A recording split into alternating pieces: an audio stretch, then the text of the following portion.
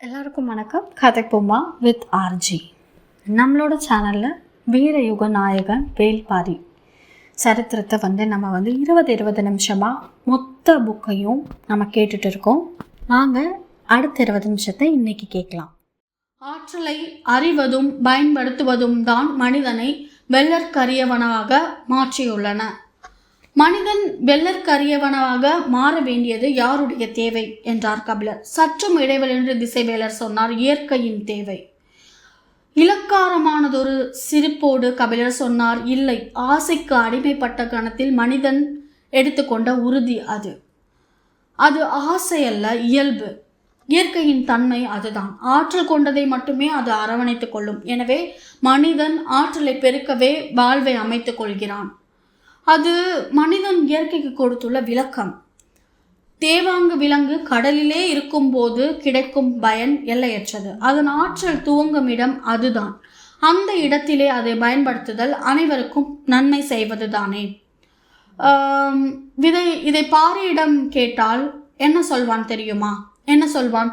அதை பயன்படுத்த மனிதனுக்கு என்ன உரிமை இருக்கிறது என்று கேட்பான். திசைவேலரின் நடையின் வேகம் கூடியது. இந்த கேள்வியை எப்போதோ கடந்து வந்துவிட்டனர் நம் முன்னோர்கள். மலைக்காடுகளில் மட்டுமே விளைந்த தானிய கதிரின் விதைகளை சேகரித்து நதிக்கரையில் நட்டு வைத்த போதே இதை போன்ற கேள்விகள் எல்லாம் இறந்துவிட்டன. பயனளிக்கும் இடத்தை நோக்கி பாய்ந்து செல்லுதலே வாழ்தலின் விதி என்று கூறிய திசைவேலர் சற்றே சினத்தோடு குரல் உயர்த்தி சொன்னார், நீங்கள் எழுப்புவது இயற்கையின் மீதான உரிமை பற்றிய கேள்வி அல்ல. இயற்கையின் இயங்கு விசையை புரிந்து கொள்ளாத அறியாமையிலிருந்து எழும் கேள்வி. திசைவேலரின் சினத்தை சற்றே எழலோடு எதிர்கொண்ட கபிலர் கூறினார், நீங்கள் தான் முதலிலேயே சொல்லிவிட்டீர்களே, அறிவுதான் அறியாமையின் அடையாளம் என்று. சினம் மேலேறாமல் கட்டுப்படுத்த முயன்றார் திசைவேலர். கபிலரை இணங்க வைப்பதுதான் முக்கியமானது. அந்த செயலை வெற்றிகரமாக செய்தாக வேண்டும். அதுக்கு ஒரே வழி அவரை கருத்துகள் மூலம் வெல்வது மட்டும்தான். எண்ணங்கள் உள்ளுக்குள் ஓடியிருக்க திசைவேலர் சொன்னார், வளைய மறுக்கும் கிளை ஒடிவதும் வளைந்து கொடுக்கும் கிளை நீண்டு தலைப்பதும் தான் இயற்கையின் அமைப்பு.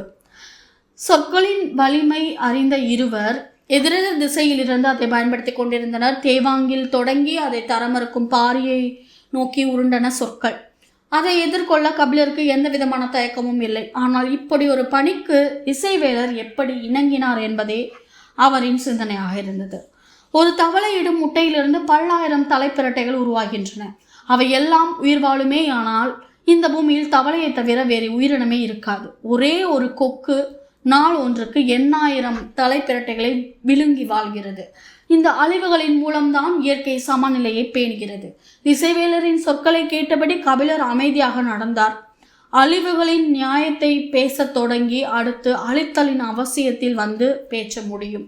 திசைவேலர் எதை நோக்கி வருகிறார் என்பதை கபிலரால் கணிக்க முடிந்தது. வலது கையால் ஊன்றுகோலை இறுக பிடித்து இடது கையால் அழுத்தி கொடுத்துதான் உங்களால் எழுந்திருக்க முடிந்தது. இவ்வளவு தளர்ந்த நிலையிலும் நெடுந்தொலைவு பயணித்து என்னை காண வந்துள்ளீர்கள் என பெரும் மகிழ்வடைந்தேன். ஆனால் உங்களின் நோக்கம் எனது மகிழ்வை உதிர செய்துவிட்டது என்று சொன்ன கபிலர் சற்றே தயக்கத்தோடு அதே சமயம் உறுதியான குரலில் கேட்டார், உங்களுக்கு உடன்பாடற்ற செயலை ஒருபோதும் நீங்கள் செய்ய மாட்டீர்கள். அப்படி இருக்க எதன் பொருட்டு இந்த செயலில் உங்களுக்கு உடன்பாடு ஏற்பட்டது? திசைவேலர் சொன்னார், சான்றோர் போற்றும் பெரும் கவி பரம்பில் உள்ளான் என்ற பெரும் மகிழ்வுடனே இங்கு வந்தேன். என் கால்கள் இதனினும் தளர்ந்து போயிருப்பினும் நான் இங்கு வந்திருப்பேன். அல்லது உன்னால் மலையிலிருந்து இறங்கி வர முடியாத நிலை ஏற்பட்டிருப்பினும் நான் மலையேறி அங்கு வந்திருப்பேன். ஏனென்றால் வாழ்வு முழுவதும் நான் பயணித்த பாதையில் இப்படி ஒரு ஆற்றல் கொண்ட உயிரினத்தை கண்டதில்லை. திசைவேலரின் குரலில் உணர்ச்சி மேலேறி கொண்டிருந்தது. எனது இளம் பருவத்தில் நாடியை தூக்கி அண்ணாந்து வானத்தை உற்று பார்க்க வைத்தார் என் தந்தை.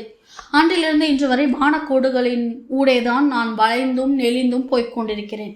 ஒளி அண்டங்களின் மடிப்புகளுக்குள் பேதலித்து நின்ற காலங்கள் எத்தனையோ. முன்னோருக்கு முன்னோர் என எத்தனை தலைமுறைகளாக வானிகளின் வியப்புகளுக்குள் மூழ்கி கிடக்கிறோம். கதிரவனும் வெண்மீன்களும் இன்றி மூடப்பட்ட அறைக்குள் நம்மால் திசை அறிய முடியும் என்று ஒருவன் சொன்னால் அவனை மூடன் என்று சொல்லியிருப்பேன். ஆனால் தேவாங்கு என்ற இந்த சின்ன சிறு உயிரினம் நம் அறியாமையை தகர்த்து விட்டது. எல்லை இல்லாத அகண்ட வானத்தை துளையிட்டு பார்ப்பதை போல இருக்கிறது அது வடதிசை நோக்கி உட்கார்ந்திருப்பது. இனி நம் பாய் மரங்களுக்கு கடலும் காற்றும் பொருட்டல்ல. நடந்து கொண்டிருக்கும் தேவாங்கு உட்காரும் கணத்தில் திசைகள் தாமே வந்து மீகானின் சொல் கேட்க உள்ளன. இந்த ஆற்றல் வேந்தர்களுக்கு மட்டுமல்ல, மனிதர்கள் அத்தனை பேருக்கும் பயனளிக்கப் போகும் ஒன்று. இதை நாம் தவற விட்டுவிடக் கூடாது. இந்த அறிவின் அவசியத்தை உன்னால் புரிந்து கொள்ள முடியும். மலை மக்கள் வாழ்வின் இயக்கத்தை பிடித்து அடுத்த கட்டத்துக்கு நகர முடியாத மந்த நிலை கொண்டவர்கள். நீதான் பாரியிடம் இதை எடுத்து சொல்ல வேண்டும். அதற்காகத்தான் வந்தேன். நெற்றியில் இருந்து வியர்வையை துடைத்தபடி மறுமொழியின்றி கேட்டுக்கொண்டிருந்தார் கபிலர். வேகம் குறையாமல் திசைவேலர் கேட்டார், ஏன் பேச்சின்றி நிற்கிறீர்? நீங்கள் சொல்வது எல்லாமே எனக்கு புரிகிறது. ஆனால் நான் சொல்வது மட்டும் உங்களுக்கு புரியவில்லை. நீங்கள் தேவாங்கினால் ஏற்படும் பயனை பற்றி பேசுகிறீர்கள். அது தேவாங்குக்கான பயன் அல்ல என்பது உங்களுக்கு புரியவில்லை. உங்களின் பயனுக்காக அதை பயன்படுத்த உங்களுக்கு உரிமை இல்லாததைப் போல அனுமதி கொடுக்கும் உரிமை பாரிக்கும் இல்லை. இழக்கக்கூடிய வாழ்விடத்தில் எந்த ஒரு உயிரையும் இயற்கை உருவாக்கவில்லை. எனவே தனது வாழ்விடத்தை ஒரு உயிர் இழப்பது இயற்கையுடனான ஆணி வேரை அறுத்து கொள்வதற்கு நிகர். பயன்பாட்டு கணக்குகளும் பண்டமாற்று கணக்குகளும் எல்லாவற்றுக்கும் எப்படி பொருந்தும்? நாடியை தூக்கி வானத்தை பார்த்தபடி உங்கள் தந்தை விதைத்த கனவுக்கு விலை சொல்ல முடியுமா உங்களால்? கபிலரின் குரல் திடமாக ஒலித்தது. சொற்களை செங்குத்தாக கீழ் நோக்கி தள்ள புலவனுக்கு தெரியும். ஆசானாக மதிக்கும் ஒருவரின் மீது அந்த செயலை செய்யக்கூடாது என நினைத்தார். ஆனால் எண்ணங்களை மீறி சொற்கள் உருண்டன. தேவாங்கு மட்டுமல்ல, பாரியும் அப்படித்தான். என்ன விலை கொடுத்தாலும், சினம் கொண்டாலும், வீழ்ந்து பணிந்தாலும் திசை மாற மாட்டான். பாரி 65. எவ்வியூரிலிருந்து கபிலரை அழைத்து வந்த உதிரன் வேட்டுவன் பாறையில் உள்ள எல்லோருடனும் பேசி நலம் விசாரித்து கொண்டிருந்தான். திசைவேலரும் கபிலரும் தனியே பேச எழுந்து சென்றபோது நீலனும் உதிரனும் இன்னொரு திசை நோக்கி நடந்து சென்றனர். இரு திசைகளையும் பார்த்தபடி உட்கார்ந்திருந்தார் வேட்டூர் பழையன். கற்றறிந்த அறிஞர்கள் இருவர் வலப்புறம் மெதுவாக நடந்து சென்று கொண்டிருக்கும் பொழுது பரம்பின் இணையற்ற வீரர்கள் இருவர் இடப்புறமாக பேசியபடி நடந்து கொண்டிருந்தனர். உதிரனிடம் நீலன் கேட்க வேண்டிய கேள்விகள் நிறைய இருந்தன. எவ்வியூருக்கு கூலனிடமிருந்து நாள் தவறாமல் செய்தி வந்து கொண்டிருப்பதாக சொல்கிறார்களே என்று தொடங்கினான். ஆம், சேர குடியினர் இருவரும் போருக்கான வேலைகளை தீவிரப்படுத்தி உள்ளனர். அந்த செய்திகளை கூலையன் நாள்தோறும் அனுப்பி கொண்டிருக்கிறான். உதயஞ்சேரலை விட குடநாட்டினரிடம்தான் நாம் கூடுதல் விழிப்பு உணர்வுடன் இருக்க வேண்டும் என தோன்றுகிறது. அவர்கள் தளபதி எகல்மாடன் பற்றி மிக கொடுமையான கதைகள் மக்களிடம் பரவி இருக்கின்றன. பிடிபட்ட எதிரி நாட்டு வீரர்கள் யாரையும் கன நேரம் கூட அவன் உயிரோடு வைத்திருப்பதில்லையாம். உடல்களை சிதைத்து கொள்வதை அவன் வழக்கமாக வைத்திருக்கிறானாம். கொலு சாத்தானின் கைகளை வெட்டிய முடியனின் தலையை எடுக்காமல் நான் ஓய மாட்டேன் என்று சூள் உரைத்தபடி அலைகிறானாம் என்றான் உதிரன். அவன் சொல்லியதை பற்றி சிந்தித்தபடி வந்து கொண்டிருந்தான் நீலன். பரம்பினை சுற்றியுள்ள வேறெந்த நாட்டினருக்கும் இல்லாத வாய்ப்பு குடநாட்டினருக்குத்தான் உண்டு. நில அமைப்பின் தன்மையை கணக்கில் கொண்டால் அவர்களால் பச்சை மலையின் நடுப்பகுதி வரை வந்து சேர முடியும்.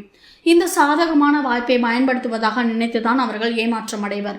ஏனென்றால் அதன் தொடர்ச்சியாக உள்நுழைந்தால் கரும் பாறை பிளவுக்குள் எளிதாக சூழப்பட்டு முழுமுற்றாக அழிக்கப்படுவர் என்றான். அடுத்த கேள்வியை நீலன் கேட்கும் முன்னர் உதிரன் கேட்டான். சோமப்பொண்டின் பானம் குடிக்க வந்தபோது மீட்டு வந்த கப்பல் அடிமைகளை பற்றி கூறினாயே, அவர்களின் தலைவன் இன்னும் அப்படித்தான் இருக்கிறானா அல்லது ஏதாவது பேசுகிறானா? இப்போது முழுமையாக குணமடைந்து விட்டான். மிக கொடுமையான காயங்கள் ஏற்பட்டதால் இத்தனை மாதங்கள் ஆகியுள்ளன. ஆனாலும் அவன் எதையும் வாய் திறந்து பேச ஆயத்தமாக இல்லை. எவ்வளவு முயன்றும் அவன் கூட்டத்தை பற்றிய உண்மைகள் எதையும் தெரிந்து கொள்ள முடிவதில்லை. உடனிருக்கும் வீரர்கள் தலைவனின் உத்தரவின்றி ஒரு சொல் கூட உதிர்க்க மறுக்கிறார்கள். அவனது கண் அசைவை வைத்தே பணிபுரிகின்றனர். தேர்ந்த போர்க்குடியாக இருக்க வேண்டும். மற்றவர்களுக்கு இவ்வளவு கட்டுப்பாடும் உறுதியும் எளிதில் வராது என்றான். கபிலர் அவரின் ஆசானோடு ஓரிரு நாட்கள் தங்குவார். நாம் போய் அவனை பார்த்து வரலாமா? விடிந்ததும் புறப்பட்டு போவோம் என்றான் நீலன். கபிலரும் திசைவேலரும் குடிலுக்கு திரும்பும்போது நண்பகல் கடந்திருந்தது. அவர்களுக்கான உணவு ஏற்பாடாகி இருந்தது. திரளி மரப்பலகையில் உட்கார்ந்ததும் திசைவேலர் சொன்னார், உணவு அருந்தியதும் நாங்கள் புறப்படுகிறோம். உங்களின் வலது காலை மடக்கி எழ முடியாததை பற்றி நீங்கள் சொன்னதால் மருத்துவர்கள் மூலிகைகளை பறித்து வந்து காத்திருக்கிறார்கள். இன்னும் 2 தினங்கள் தங்குங்கள். அவர்களின் மருத்துவத்தால் முழுமையாக குணமடைந்து செல்வீர்கள் என்றார் வேட்டூர் பழையன்.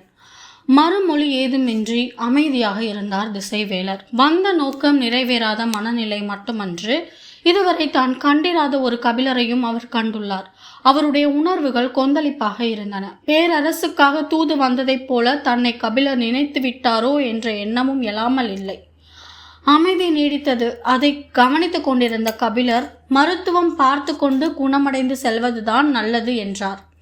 திசைவேலரின் மனம் அதை ஏற்கவில்லை. பரம்பை பற்றி கூறிய சொற்கள் அவரை கூசிக் கொண்டிருந்தன. ஆனால் நீட்டி மடக்க முடியாத வலது கால் அவரது மறுப்பு சொல்லை மடக்கி பிடித்து கொண்டது. என்ன செய்வது என அறியாமல் திணறிக் கொண்டிருந்தவர் கபிலரின் சொல்லுக்கு இணங்கி தலையசைத்தார்.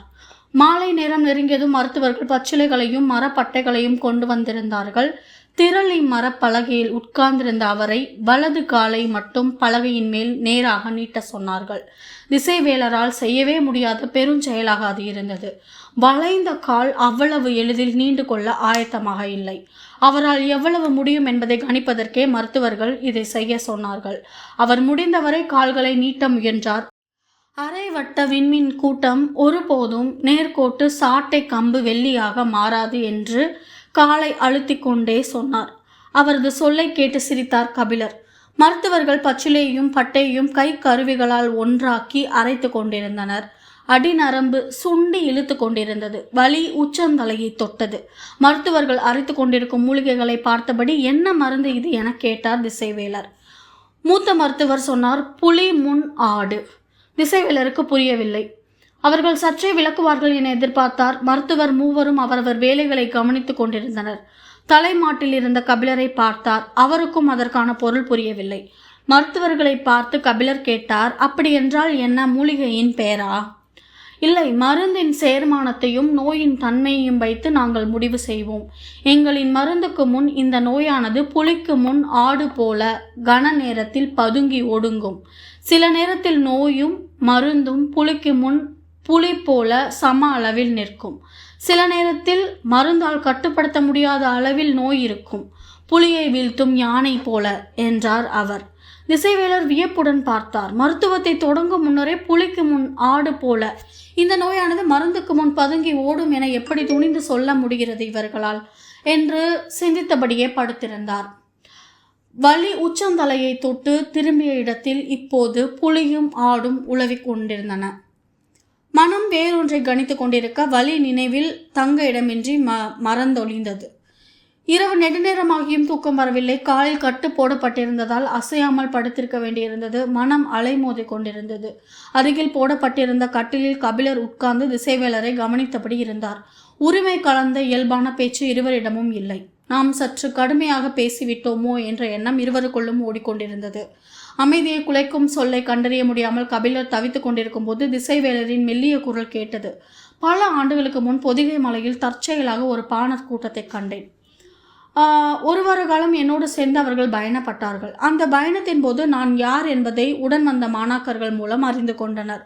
அதன் பிறகு அந்த பாணர் குழுவின் தலைவன் நாஞ்சிலன் என்னிடம் வானியல் பற்றி பல ஐயங்களை கேட்டான். நான் அவற்றுக்கெல்லாம் விடை சொல்லியபடி வந்தேன். பயண வழியில் விலகி செல்லும் இடம் வந்தது. அப்போது அவன் சொன்னான், பச்சை மலை தொடரில் வியப்புறு கனியான கருநெல்லி உள்ளது. அதை உட்கொண்டால் பகலிலும் விண்மீன்களை பார்க்கலாம். சென்ற முறை நான் பரம்புக்கு சென்றபோது நடுமலையின் முகட்டில் அந்த மரத்தை கண்டேன். பயிற்சி பெற்ற வீரர்களை தவிர மற்றவர்களால் ஏறி செல்ல முடியாத பெருமுகடு அது. அந்த அதிசய கனியை பறித்து யாருக்கு கொடுக்க போகிறோம் என்ற எண்ணம் உருவானதால் நான் அதை பெரிதாக கருதவில்லை. உங்களை போன்ற வானியல் பேராசானுக்கு அந்த கனி உண்ண கிடைத்தால் எவ்வளவு நன்மை பயக்கும். அடுத்த முறை பரம்பு செல்கிற போது பாரியிடம் கேட்டு அந்த கனியை கொண்டு வந்து உங்களுக்கு தருவேன் என்று சொல்லி சென்றான். அவன் சொல்வதை நான் உண்மை என நம்பவில்லை. பகலிலே விண்மீன் கூட்டத்தை எப்படி பார்க்க முடியும்? அவன் ஏதோ கற்பனையாக பேசுகிறான் என்று நினைத்தேன். ஆனால் திசை காட்டும் விலங்கு ஒன்று இருக்கிறது என்பதை பார்த்த பிறகு இப்போது எனது எண்ணம் வேறு விதமாக இருக்கிறது. அந்த செய்தியை அறிந்த நான் அப்போதே பரம்புக்கு வந்திருக்க வேண்டும். தவறிழைத்து விட்டேனோ என தோன்றுகிறது. திசைவேலர் சொல்வதை வியந்து கேட்டுக்கொண்டிருந்தார் கபிலர். என்ன சொல்வது என பிடிபடவில்லை. சற்றே திணறி மீண்டார். பேச்சற்றிருந்த கபிலரை பார்த்து, எதுவும் சொல்லாமல் இருக்கிறாய் என கேட்டார் திசைவேலர். கருநெல்லியை பற்றி பாரி என்னிடம் சொல்லியுள்ளான். அதை உட்கொண்டால் பகலிலும் விண்மீன்களை பார்க்க முடியும். அந்த ஆற்றல் அதற்கு உண்டு என குலநாகினிகள் சொல்வார்கள் என்று கூறியுள்ளான். அந்த கனியை பாரி கூட பார்த்ததில்லை. ஆனால் அதை பார்த்த ஒருவர் உங்களிடம் வந்து சொல்லியுள்ளார் என்பது எவ்வளவு முக்கியமான செய்தி! என்னால் நம்பவே முடியவில்லை என்ற வியப்பில் திணறினார் கபிலர். இயற்கையை பற்றிய மனித பேரறிவு இங்குதான் சேமிக்கப்பட்டிருக்கிறது என்று கபிலர் சொன்ன சொல்லின் ஆழம் காண முயன்றார் திசைவேலர். பகலில் அல்ல, இரவில் கூட விண்மீன்களை பார்க்க முடியாத அளவுக்கு அகந்தையும் ஆணவமும் சில நேரங்களில் கண்களை மறைத்து விடுகின்றன என்றார் திசைவேலர். இதற்கு என்ன மறுமொழி சொல்வதென தெரியவில்லை. அசையும் அவரது வலது கால் பாதத்தை மெல்ல பிடித்தபடி, அசைய வேண்டாம், எல்லாம் சரியாகும் என்றார் கபிலர். பெரும் புலவனின் கைவிரல்கள் பாதத்திடம் பேசிய மொழி கேட்டு திசைவேலரின் கண்கள் கலங்கின. அதிகாலையில் புறப்பட்ட நீலனும் உதிரனும் இரு குன்றுகள் தாண்டி அருவியின் அருகில் இருந்த மருத்துவ குடிலை வந்தடைந்தனர். உயிருக்கு ஆபத்து விளைவிக்கும் அளவு மிக கடினமான காயங்கள் ஏற்பட்டிருந்ததால் இந்த இடம் வைத்தே மருத்துவம் பார்த்தனர். இப்போது அந்த வீரனின் உடல் முழுமையாக குணமாகிவிட்டது. நெடிய உயரமும் எல்லையற்ற வலிமையும் கொண்ட அவனது உடலை சிதைவிலிருந்து முழுமையாக மீட்டிருந்தனர் பரம்பு மருத்துவர்கள். நீலனும் உதிரனும் அந்த இடம் வந்து தலைமை மருத்துவரை கண்டு வணங்கினர். எல்லா வகைகளிலும் அவன் குணமாகிவிட்டான் என்றார் அவர். ஆனால் பேசத்தான் மறுக்கிறான். அதுதான் ஏன் என புரியவில்லை என்றார் உடனிருந்த இன்னொரு மருத்துவர். மற்ற வீரர்களோ தலைவனின் உத்தரவின்றி பேசுதல் முறை என்று சொல்கிறார்கள் என்றார் அருகில் இருந்த உதவியாளர். அவர்களின் குலம் முழுமையாக அழிக்கப்பட்டிருக்க வேண்டும். அவர்களும் மரணத்தை விட கொடும் வேதனையை அனுபவித்து மீண்டுள்ளனர். அதனால் அச்சம் அவர்களின் ஆழ் மனம் வரை பதிந்திருக்கும். எவரையும் எளிதில் நம்பிவிட முடியாத மனநிலையில் அவர்கள் இருக்கக்கூடும். பரம்பை பற்றி அவர்கள் பெரிதாக கேள்விப்பட்டிருக்க மாட்டார்கள். எனவே நம்பிக்கை கொள்ள முடியாத தயக்கமே அவர்களிடம் பேச விடாமல் செய்கிறது என நினைக்கிறேன் என்றார் தலைமை மருத்துவர். எல்லாவற்றையும் கேட்ட இருவரும் புறப்பட்டு அந்த வீரனை காண சென்றனர். நாய்களை நன்கு பழக்கக்கூடியவர்களாக அந்த வீரர்கள் இருந்தனர். வேட்டை நாய்கள் அனைத்தையும் மிக அணுக்கமாக வைத்திருந்தனர். சுற்றிலும் இருந்த வீரர்கள் நீலனை கண்டதும் எழுந்து வணங்கிவிட்டு வழிவிட்டு நின்றனர். அவர்கள் தலைவன் குடிலுக்குள் தனித்திருந்தான். நீலனும் உதிரனும் உள் நுழைந்து அவன் முன் அமர்ந்தனர். உடல் முழுக்க வெட்டு தழும்புகள் இடைவெளியின்றி இருந்தன. பார்த்த கணம் உதிரனுக்கு பெரும் அதிர்ச்சியை கொடுத்தது. இவ்வளவு காயங்களையும் மீறி உயிர் பிழைத்து உட்கார்ந்திருக்கிறானே என்ற வியப்பை ஆட்கொண்டது. சிதைந்த உடலை மீண்டும் இறுகி கட்டும் உடற்பயிற்சியை தொடங்கிவிட்டான் என்பதை நீலனால் உணர முடிந்தது. சென்ற முறை பார்த்ததற்கும் இந்த முறை பார்ப்பதற்கும் உள்ள வேறுபாட்டை அவனுடைய கண்கள் கணித்தன. அவனை உற்று பார்த்தபடி உதிரன் சொன்னான், உனது குடிலுக்கு பின்னால் இருக்கும் அருவியின் இடப்புறம் சிறிது தொலைவு நடந்தால் வீரன் ஒருவனின் நடுக்கல் உண்டு. அவனது பெயர் கடுவன். கடுவனின் கதையை யாவரும் அறிவர். அதை கேட்டு தெரிந்து கொள். உனக்கு இனி தேவைப்படும் மருத்துவம் அதுதான் சொல்லிவிட்டு எழுந்தான் உதிரன். வந்த இருவரும் நீண்ட நேரம் பேசுவார்கள் என அவன் நினைத்திருந்தான். ஆனால் அவர்களோ ஒற்றை சொல்லை மட்டும் சொல்லிவிட்டு புறப்பட்டனர். தொலைவில் இருவரின் உருவமும் மறையும் வரை இமைக்காமல் பார்த்து கொண்டிருந்தான் அவன். அது ஒரு கொடும் கோடை காலம். மழையின்றி விளைச்சல் பாதித்ததால் சமவெளியில் இருந்த மனிதர்களின் சேமிப்புகள் எல்லாம் தீர்ந்தன. உணவு ஏதும் இல்லாமல் மனிதர்கள் உணவு தேடி எங்கும் அலைந்து கொண்டிருந்தனர். எவ்வளவு கொடும் பஞ்சம் வந்தாலும் மலைவாழ் மக்களை கிழங்குகள் கைவிடாது. 7 வகை கிழங்குகள் மலையில் விளைகின்றன. நீரின்றி செடி கொடிகள் எல்லாம் செத்து மடிந்தாலும் மண்ணுக்குள் கிடக்கும் இந்த கிழங்குகள் மனிதனின் உணவுக்காக என்றென்றும் காத்திருப்பவை. சித்திரவள்ளி கிழங்கும் காட்டு வள்ளி கிழங்கும் இதர கொடிகளும் மனிதர்கள் உண்ண எப்போதும் கிடைக்கக்கூடியவை. அவை கூட விளையாத கொடும் பஞ்சகாலம் என்றால் இருக்கவே இருக்கிறது நூரை, சவலன், நெடுவன், தீச்சி, நாச்சி, சம்பை, நூலி எனும் 7 வகையான கிழங்குகள். ஒவ்வொன்றும் வெவ்வேறு ஆழத்தில் விளைந்து கிடப்பவை. நிலம் அறிந்த மனிதர்கள் அந்த கிழங்குகள் இருக்கும் இடத்தை எளிதில் அடையாளம் கண்டு தோண்டி எடுப்பர். சமவெளியில் உண்ண வழியில்லாத நிலையில் பலரும் கிழங்குகளை தேடி மலைகளில் ஏறினர். போதன் என்பவன் பட்டினி கிடக்கும் தன் குடும்பத்தை காப்பாற்ற கிழங்கு தேடி பச்சை மலையில் ஏறியுள்ளான். காலையில் இருந்து உச்சி பொழுது வரை தேடி அலைந்துள்ளான். மிகச்சிறிய அளவிலான 2 கிழங்குகள் மட்டுமே கிடைத்துள்ளன. ஆனாலும் விடாமல் தேடி அலையும் போது பாறை ஒன்றில் அமர்ந்திருந்த இளைஞனை பார்த்துள்ளான். இளைஞனின் காலில் ஏதோ காயம் பட்டு குருதி வலிந்து ஓடியது. பச்சிலைகளை பறித்து காயத்தின் மீது தேய்த்தபடி உட்கார்ந்திருக்கிறான் அந்த இளைஞன். அவன் மலை மகன் என்பதை பார்த்ததும் போதன் புரிந்து கொண்டான். இவனிடம் கேட்டால் நமக்கு வழி பிறக்கும் என நினைத்து எத்திசை போனால் கிழங்கு கிடைக்கும் என்று கேட்டான். அவன் பதில் ஏதும் சொல்லாமல் போதன் கையில் வைத்திருந்த 2 கிழங்குகளையே உற்று பார்த்தான். கேள்விக்கு விடை சொல்லாமல் கைகளில் இருக்கும் கிழங்குகளையே பார்த்து கொண்டிருக்கிறாய் என கேட்டான். அதற்கு அந்த இளைஞன், நீ கையில் வைத்திருப்பது நூலி கிழங்கின் வகை. புதிதாக சாப்பிடுகிறவர்களுக்கு இது ஒவ்வாது. இதில் உள்ள கரு விதைகள் செரிமானம் ஆகாது என்றான்.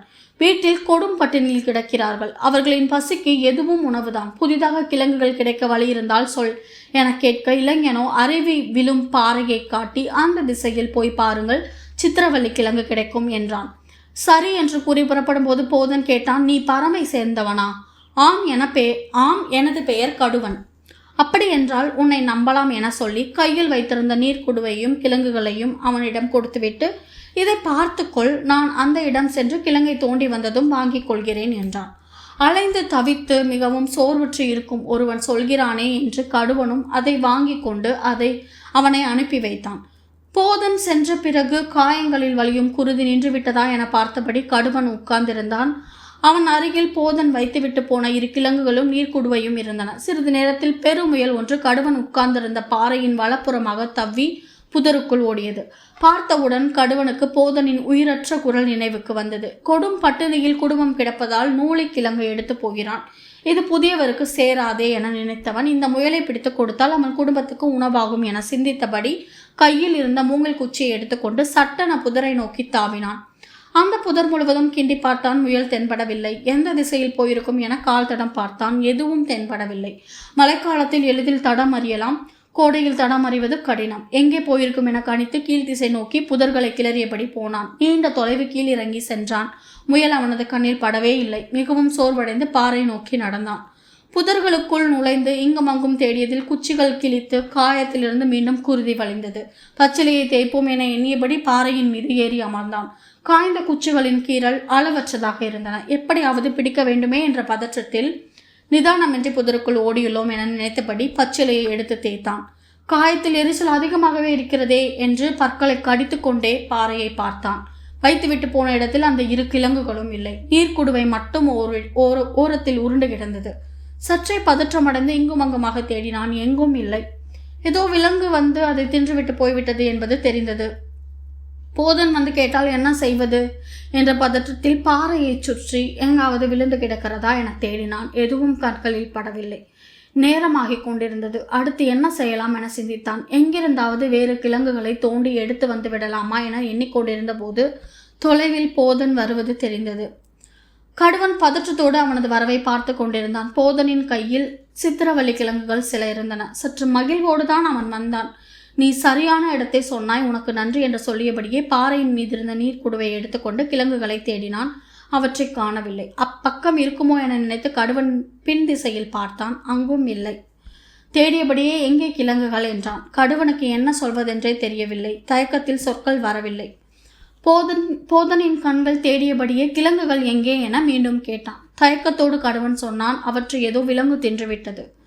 அதிர்ச்சியானான் போதன். தலையை மறுத்து ஆட்டி என்ன சொல்கிறாய் என கேட்டான். முயல் ஒன்று பார்வையில் பட்டது. உங்களுக்கு கொடுக்கலாமே என அதை பிடிக்க ஓடினேன். அந்த நேரத்தில் ஏதோ ஒரு விலங்கு கிழங்குகளை தின்றுவிட்டது என்றான் மிகுந்த கவலையோடு. அதிர்ச்சியிலிருந்து மீளாத போதன், முயல் எங்கே என்றான். பிடிக்க முடியவில்லை, தப்பி சென்று விட்டது. என்னை ஏமாற்ற பார்க்கிறாய், கிழங்குகளை தின்றுவிட்டு என்னிடம் மறைக்கு பொய் சொல்கிறாய் என்றான். கடுவன் மிகுந்த பதற்றத்துக்குள்ளானான். நான் பொய் சொல்லவில்லை, உங்களுக்கு கொடுக்கத்தான் முயலை பிடிக்க போனேன். அவசரத்தில் கிழங்கை எடுத்துக்கொண்டு போகாமல் இங்கேயே வைத்துவிட்டு போய்விட்டேன். அதுதான் நான் செய்த தவறு, என்னை மன்னியுங்கள் என்றான். போதனோ, நீ பறம்பை சேர்ந்தவன் என்பதால் தான் நம்பினேன், என்னை நீ ஏமாற்றி விட்டாய் என்றான். சொற்கள் கடுவனை நிலை குலைய செய்தன. அவன் மீண்டும் மீண்டும் தனது நிலையை விலக்கி சொல்ல முயன்றான். போதன் அவனது சொல்லை நம்பவில்லை. கிழங்கை நீ உட்கொண்டு விட்டு விலங்கின் மீது பழி போடுகிறாய் என்று உறுதியாக சொன்னான். சரி, தின்று முடித்து விட்டாய், இனி நான் புலம்பி என்ன ஆகப் போகிறது? கொடும் பஞ்சம் பரம்பு மக்களையும் மாற்றிவிட்டது என்று துயருற்று புலம்பியபடியே புறப்பட்டான் போதன். சிறு பாறையின் மீது நின்று கொண்டிருந்த கடுவன் இடுப்பில் இருந்த குறுங்கத்தியை எடுத்தபடி ஒரு கணம் நில்லுங்கள் என்றான். நடக்க தொடங்கிய போதன் நின்று அவனை திரும்பி பார்த்தான். பாறையின் மீது இருந்த கடுவன் குறுங்கத்தியை அடி வயிற்றின் இடப்புறம் அழுத்தி உள்நுழைத்தான். போதனுக்கு அவன் என்ன செய்கிறான் என்பது புரியவில்லை. அடிவயிற்றின் இடப்புறம் உள்நுழைத்த கத்தியை வலப்புற முனைவரை கண்ணிமைக்கும் நேரத்தில் இழுத்தான். அப்போதுதான் போதனுக்கு அவனது செயல் புரிந்தது. கத்தியை இழுத்து கொண்டிருக்கும் போதே கடுவன் சொன்னான், எனது வயிற்றில் கிழங்கேதும் இருக்கிறதா என பாருங்கள். செரிமானம் ஆகாத கரு விதைகள் ஒன்றேனும் இருக்கிறதா எனவும் பாருங்கள் என்று சொல்லியபடி வேலையை முடித்தான். பதறிய போதன் அவனை நோக்கி ஓடும்போது பாறையிலிருந்து சரிந்து கொண்டிருந்தான் கடுவன். என்னை மன்னித்துக்கொள் என போதன் கதறியபடி அவனது தலையை ஏந்தி பிடித்த போது கடுவன் சொன்னான், பரம்பின் மக்கள் நம்பிக்கைக்கு துரோகம் இழைக்க மாட்டார்கள். இதோட பரம்பு மலையின் நாயகன், இயற்கையின் நண்பன் வேள்பாரியோட நம்ம பண்ணிகிட்ருக்கிற பயணத்தை, இன்னைக்கான பயணத்தை இதோடு நம்ம முடிச்சுக்கலாம். நாளைக்கு மேற்கொண்டு ஆரம்பிக்கலாம். இந்த பதிவு உங்களுக்கு பயனுள்ளதாக இருந்துச்சுன்னா கதைப்போமா வித் ஆர்ஜி சேனலை லைக் பண்ணுங்கள், ஷேர் பண்ணுங்கள், கமெண்ட் பண்ணுங்கள், கண்டிப்பாக சப்ஸ்கிரைப் பண்ணுங்கள். தேங்க்யூ.